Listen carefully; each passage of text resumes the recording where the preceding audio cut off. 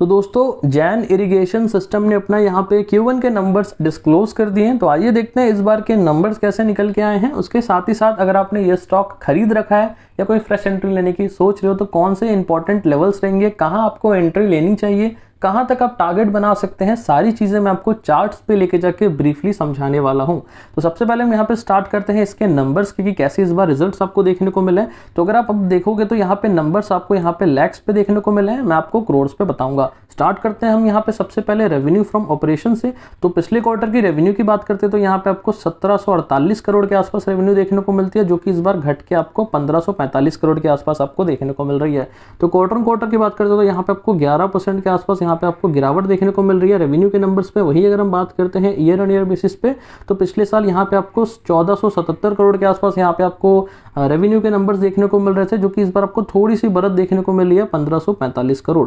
तो क्वार्टर आपको 11% से घटते हुए देखने को मिल रही थी और ईयर ईयर की बात करते हैं तो यहाँ पे आपको 5% से रेवेन्यू आपको बढ़ते हुए देखने को मिल रही है साल दर साल। तो नंबर्स यहाँ पे एवरेज है, म्यूटेड नंबर्स हम इसे बोल सकते हैं रेवेन्यू के। आइए हम बात करते हैं खर्चे यहाँ पे किस प्रकार आपको देखने को मिल रहे हैं जैन इरिगेशन कंपनी की तरफ से। तो अगर आप देखोगे पिछले क्वार्टर पे यहाँ पे आपको 1703 करोड़ के आसपास खर्चे देखने को मिल रहे थे, जो कि इस क्वार्टर थोड़े से कमते हुए देखने को मिल रहा है 1525 करोड़।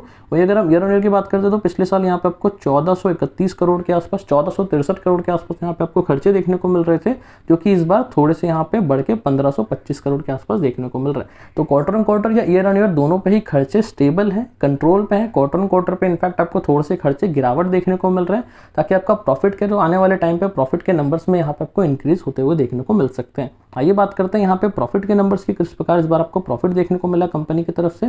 तो अगर आप देखोगे नंबर्स यहाँ पे बहुत ही पुअर आपको देखने को मिल रहे हैं। पिछले क्वार्टर यहाँ पे आपको 27 करोड़ के आसपास यहाँ पे आपको प्रॉफिट के नंबर्स देखने को मिल रहे थे, जो कि इस बार वो घट के 11 करोड़ के आसपास रह गया। तो अगर आप देखोगे क्वार्टर की बात करते हैं तो यहाँ पे आपको 60% से यहाँ पे आपको प्रॉफिट के नंबर्स यहाँ पे आपको गिरते हुए देखने को मिल रहा है। तो बहुत बड़ा नेगेटिव इंपैक्ट यहाँ पे पड़ सकता है आने वाले टाइम पे इसके स्टॉक्स पे। वही अगर हम बात करते हैं ईयर ऑन ईयर बेसिस पे तो पिछले साल अगर आप देखोगे आपको सिर्फ 12 करोड़ के आसपास यहाँ पे आपको प्रॉफिट देखने को मिल रहा था, जो कि इस बार घट के 11 करोड़ हो चुका है। तो क्वार्टर पे भी आपको 60% यहाँ पे आपको प्रॉफिट डाउन देखने को मिल रहा था, और ईयर ऑन की बात करते हैं तो यहाँ पे आपको 10% यहाँ पे आपको प्रॉफिट डाउन देखने को मिल रहा है। तो नंबर्स यहाँ पे कुछ खास हमें देखने को नहीं मिल रहे हैं, सारी चीज़ों में आपको डी ग्रोथ देखने को मिल रही है, रेवेन्यू पे भी ज़्यादा ग्रोथ देखने को नहीं मिल रही और प्रॉफिट पे आपको बहुत बड़ी गिरावट देखने को मिल रही है। आइए हम लेके चलते हैं आपको चार्ट्स पे कि कैसा रिएक्शन आपको चार्ट्स पे देखने को मिल सकता है आने वाले टाइम पे। तो हम आपको डायरेक्टली यहाँ पे वीकली टाइम फ्रेम पे हमने आपको यहाँ पे ले आया और देखो मैंने कुछ आपको इंपॉर्टेंट लेवल्स बताए, ठीक है। तो अगर आप देखोगे करंटली जो चार्ट का जो लाइक कितने करंट पे ट्रेड हो रहा है, तो अगर आप देखोगे 52 के आसपास ट्रेड हो रहा है, ठीक है।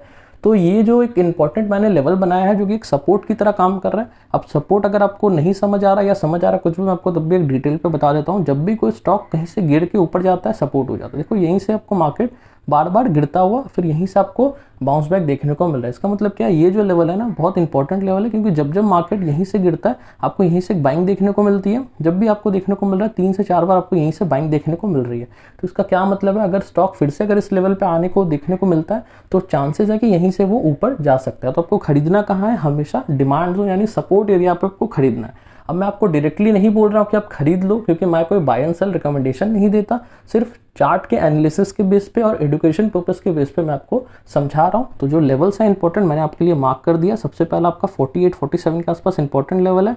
नीचे की तरफ सपोर्ट के आपको कुछ और लेवल्स आपको देखने को मिलता है, जो कि रहेगा 32 और 28 के आसपास, ठीक है। तो कुछ इंपॉर्टेंट लेवल्स मैंने आपको मार्क कर दिए। और टारगेट की बात करते हैं तो ये जो लेवल है जो रहेगा आपका 64 के आसपास आपका पहला टारगेट रहेगा, अगर आप नीचे की तरफ खरीदारी करते हो। नीचे की तरफ सपोर्ट की बात करते हो जहाँ एंट्री लेना है वो रहेगा 45। तो कोई बाय एंड सेल रिकमेंडेशन नहीं है, मैं फिर से बता रहा हूँ, सिर्फ एंट्री एंड एग्जिट मैंने आपके साथ शेयर किया चार्ट के एनालिसिस के बेसिस पे।